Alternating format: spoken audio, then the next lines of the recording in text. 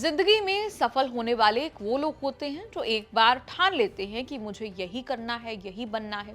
दूसरे लोग वो होते हैं जो समय और अवसर के साथ अपने आप को ढालते रहते हैं। आज के समाचारों में ये दूरदर्शन की मशहूर न्यूज रीडर रही सरला माहेश्वरी के एक प्रोफेसर से देश की सबसे मशहूर न्यूज रीडर बनने की अनकही कहानी है। देश सदमे में है क्योंकि 71 साल की उम्र में उनका निधन हुआ है। जीते जी सरला माहेश्वरी ने जो कुछ किया वो सबके सपने भी नहीं होते, सबको नसीब से मिलता भी नहीं। इसीलिए आज हमारे शो की चर्चित चेहरा है सरला माहेश्वरी। हमारी ओर से उन्हें विनम्र श्रद्धांजलि। एक दौर था जब टीवी का मतलब दूरदर्शन हुआ करता था। टीवी ऑन होते ही एक सौम्य चेहरा, सिंपल साड़ी, बेहद नपी तुली आवाज करोड़ों भारतीयों के घरों तक पहुंचती थी। वो दौर ऐसा था जब समाचार केवल सूचना नहीं बल्कि भरोसा था। उस भरोसे का सबसे प्रख्यात चेहरा थी सरला माहेश्वरी। सादी सूती साड़ी, चेहरे पर एक शांत मुस्कान और बेमिसाल हिंदी उच्चारण। सीधा पल्ला साड़ी पहनकर टीवी पर आती थी और यही उनकी पहचान बन गई। 15 सितंबर 1959 को जब देश में दूरदर्शन की नींव पड़ी तो किसी ने नहीं सोचा था कि एक छोटा सा डिब्बा हिंदुस्तान की सोच बदल देगा।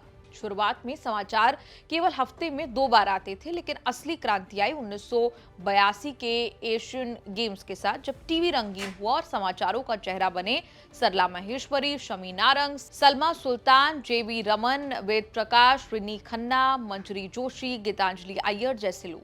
2023 में गीतांजलि अय्यर का भी निधन हुआ। 1980 और 1990 के दशक में टीवी न्यूज की सबसे पहचानी जाने वाली चेहरों में से एक थी।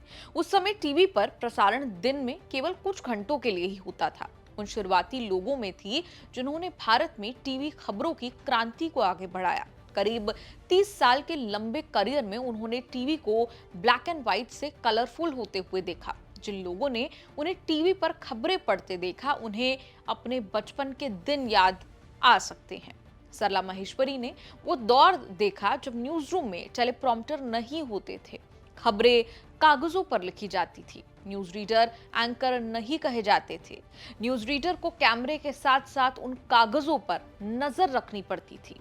इसी लाइव प्रेशर के बीच सरला माहेश्वरी ने अपनी मुस्कुराहट और शब्दों के जादू से करोड़ों भारतीयों का भरोसा जीता। जिंदगी में इत्तेफाक होते हैं और सरला माहेश्वरी की जिंदगी में भी इत्तेफाक होते रहे। सरला माहेश्वरी 1970 के आसपास जब नई दिल्ली विश्वविद्यालय के हंसराज कॉलेज से हिंदी साहित्य में अपनी पीएचडी कर रही थी, तब कहां सोचा था कि मुकद्दर ने कुछ और सोच कर रखा है।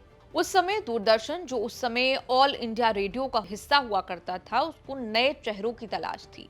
दोस्तों के कहने पर ऑडिशन देने वो पहुंच गई। लुक, लैंग्वेज जैसी कई चीजें उनके सिलेक्शन का आधार बन गए। सरला माहेश्वरी जब हंसराज कॉलेज के गलियारों में चलती थी तो किसी ने नहीं सोचा था कि एक लड़की एक दिन पूरे हिंदुस्तान की आवाज बन जाएगी।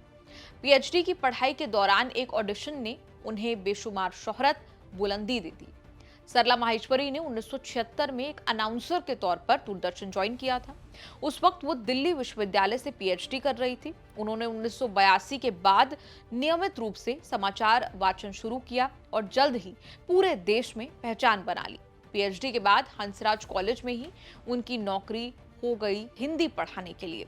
तब ये जरूरी नहीं था कि आप न्यूज रीडर हैं तो सिर्फ वही करेंगे। सरला माहेश्वरी डबल से भी बड़े रोल में थी। परिवार संभालते हुए सुबह दिल्ली के हंसराज कॉलेज में प्रोफेसर के रोल में होती थी। शाम को दूरदर्शन की न्यूज रीडर, जिन पर जिम्मा था देश को सही और सौम्य तरीके से समाचार पहुंचाने का। तब आज के सुपरस्टार शाहरुख खान भी हंसराज कॉलेज में पढ़ते थे। तब कहां किसी को शाहरुख के बारे में भी पता था। शाहरुख ने सरला मैम से हिंदी की बारीकियां सीखी जो एक्टिंग करियर में खूब काम आई। किसी इंटरव्यू में उन्होंने याद किया था कि सरला जी न केवल विषय पढ़ाती थी बल्कि शब्दों के सही उच्चारण और प्रस्तुतिकरण पर बहुत जोर देती थी। सरला माहेश्वरी का जन्म 21 जुलाई 1954 को राजस्थान के बीकानेर में हुआ था, लेकिन उनका अधिकांश यानी मैक्सिमम जो जीवन रहा वो दिल्ली में ही बीता। उनका बचपन पुरानी दिल्ली के कटरा कुशल राय यानी पराठे वाली गली के पास की तंग गलियों में बीता, जहां उनके पिता की किनारी बाजार में एक दुकान थी। पढ़ाई करते हुए उन्होंने टीचिंग की फील्ड चुनी, साथ में पत्रकारिता भी। इंटरव्यू में सरला माहेश्वरी ने अपनी लव लाइफ के बारे में भी बताया था। उनके पति का नाम डॉक्टर पवन माहेश्वरी है, जो कि गैस्ट्रोएंट्रोलॉजिस्ट हैं। तब इंग्लैंड में रहा करते थे। एक कॉमन फ्रेंड की पार्टी में उनसे मुलाकात हुई। 1984 में पवन से शादी करने के बाद हंसराज और दूरदर्शन छोड़कर पति के साथ इंग्लैंड चली गई थी। वहां उन्होंने बीबीसी ज्वाइन किया। 1984 से 86 के बीच उन्होंने बीबीसी लंदन में न्यूज रीडर के तौर पर काम किया। तब लंदन में बीबीसी हेडक्वार्टर बुश हाउस से एक भारतीय महिला का बुलेटिन पढ़ना बहुत बड़ी बात थी। 1986 में बीबीसी से इस्तीफा देने के बाद वो भारत लौट आई। उस दौरान 2 बच्चों की मां भी बनी और अपने करियर का ब्रेक लिया। जब उनके बच्चे कुछ बड़े हुए तो 1988 में वो दूरदर्शन पर वापस लौटी और अगले 2 दशकों तक न्यूज रूम की धड़कन, दूरदर्शन की सिग्नेचर वॉइस बन गई। 2005 में उन्होंने दूरदर्शन को अलविदा कहा। सरला माहेश्वरी के समय देश की कम से कम 4 ऐसी घटनाएं हुई जिनके बारे में देश ने सरला से ही सुना। 1982 एशियाई खेल, जब कलर टीवी के साथ पहली बड़ी कवरेज हुई। 1984 में इंदिरा गांधी की हत्या और 1991 में राजीव गांधी की हत्या का समाचार उन्होंने ही पढ़ा। 90 के दशक में जब भारत बदल रहा था, सरला माहेश्वरी दूरदर्शन के प्राइम टाइम का मुख्य चेहरा थी। दिग्गज न्यूज रीडर शमी नारंग के साथ उन्होंने खूब बुलेटिन किए। उनके जाने पर शमी नारंग ने याद किया कि सरला जी मात्र एक सहकर्मी नहीं बल्कि ज्ञान का चलता फिरता विश्वकोश थी। जब भी स्टूडियो में किसी कठिन शब्द के उच्चारण या व्याकरण को लेकर बहस होती थी तो अंतिम फैसला उन्हीं का होता था। उनकी सादगी में ही उनकी सबसे बड़ी ताकत थी।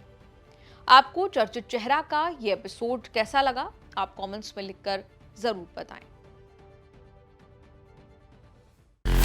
राजनीति हो या क्राइम, संसद की बहस हो या सड़क की सच्चाई,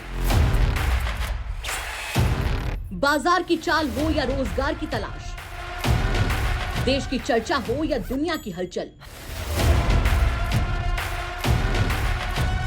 जंग के शोर से सीज फायर की खबर तक, यूपी बिहार से तमिलनाडु की सियासत तक,